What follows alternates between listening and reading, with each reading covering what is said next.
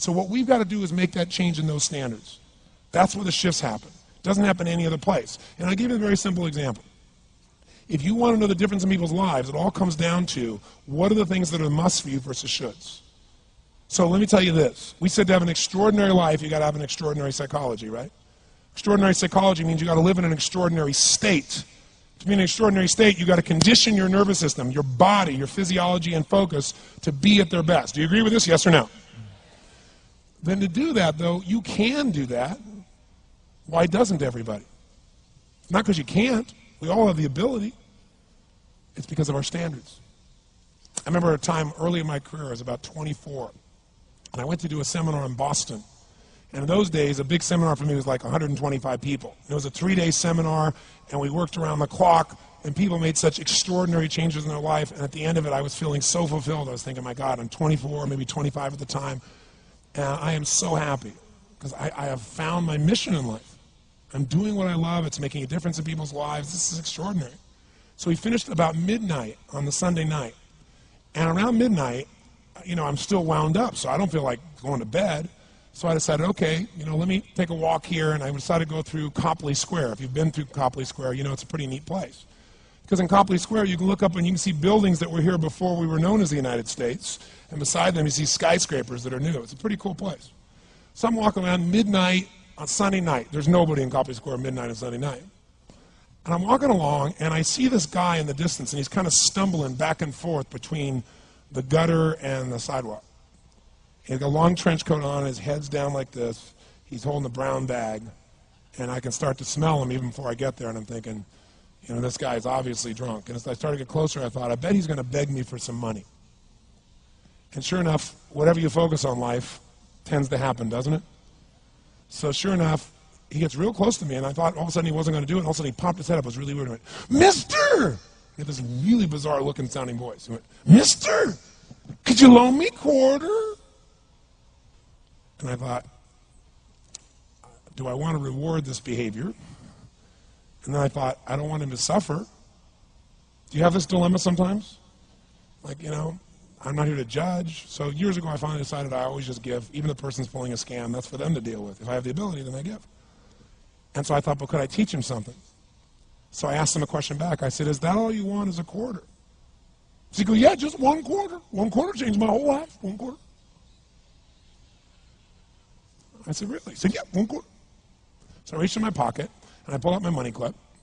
And in those days, I was, you know, very young, just starting to succeed. And my original mentor was a man named Jim Rohn. I don't know, how many have heard of Jim Rohn? Anybody? Yeah, he's a great guy. And Jim told me, he said, Tony, look, you've come from a poor background. You got a poor psychology. You got to change it. He said, you don't have any money, so pretend you do. He said, start training your brain. Condition it. He said, go save all your money, get $300 bills, and put them on the outside of your money clip, even though you only have $5 in between them. So every time you pull it out, you'll see that, you'll feel inspired, you'll feel better. He said, and you'll feel better, you'll do better. So I was like, okay. So I did. So I pulled my money clip, and sure enough, I got $300 bills down. I made sure he saw the bills. So I'm tearing through that, right? Looking in between there to see if I can find some change. But I made sure he saw it.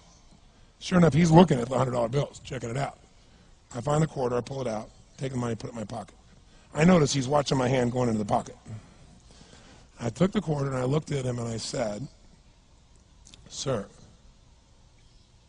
life will pay any price you ask of it. And I gave him the quarter. And then something really interesting happened. He took the quarter. He looked at the quarter. He looked at me. He looked at my pocket. He looked back at the quarter, looked at me, looked at my pocket, looked at me again, looked at the quarter, looked at my pocket, looked back at me and said, you're weird. And then he shuffled on off like this, right? And I thought to myself, wow, what's the difference between him and me? I mean, I was 24, 25 at the time, doing what I love most, have my mission in life, and he's in his early 60s, drunk on the street begging for quarters. What's the difference? And I thought, well, maybe God's blessed me because I'm such a good person. I thought, oh, and he's such a bad person, that's such bull. And I thought, wow, maybe the answer to that question is what I just told him.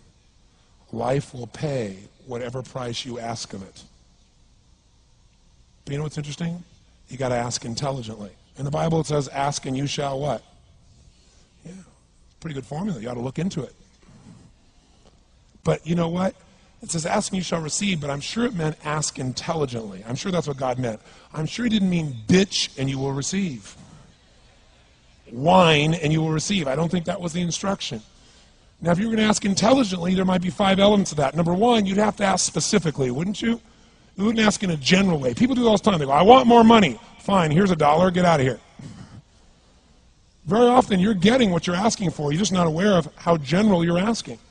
Clarity is power. The more clear you are about exactly what it is you want, the more your brain knows how to get there.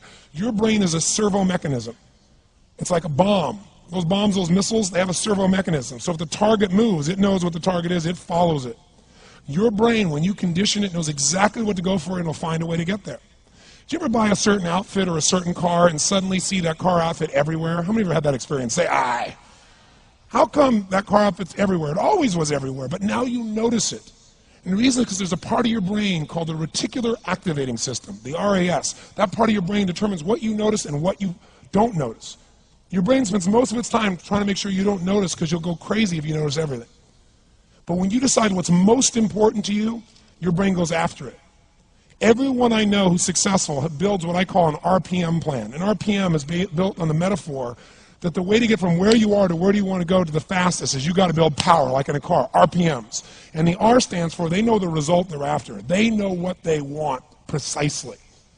If you don't know exactly what you want or you let yourself get beyond that into something general, you're not going to achieve it. Clarity is power. You've got to know the specific result you're after. What do you want? If you can't answer that question right now in your personal life, in your body, in your relationships, in your finances, in your spirituality, then you're not going to be as fulfilled as you want to be. Today we're going to have you answer one of those questions at least. The second part of it, you got to know P, why you're doing it. Because you know what? You may get a big goal. As soon as I want to make $1 billion. I want to bring peace to the earth. Why? Because as soon as you come up with a goal, all the obstacles show up. Unless you've got enough emotional drive to break through that, you're never going to discover what it really takes. So you got to get yourself past that. And the way to get past that is have enough reasons. Reasons come first, answers come second. This man did not know what he wanted. He did not have enough reasons. To ask intelligently, you got to ask specifically. To ask intelligently, you got to know why you want it, have enough drive to make it happen, enough juice to make it happen. If you don't have enough reasons, you will not make it happen. And the M is, what is your massive action plan? What is going to get you to actually follow through? Because the first plan's not going to work and the second plan's going to work, so you better have enough plans that if the first two don't work, you still got something else. Otherwise, you're going to be having excuses why it didn't work.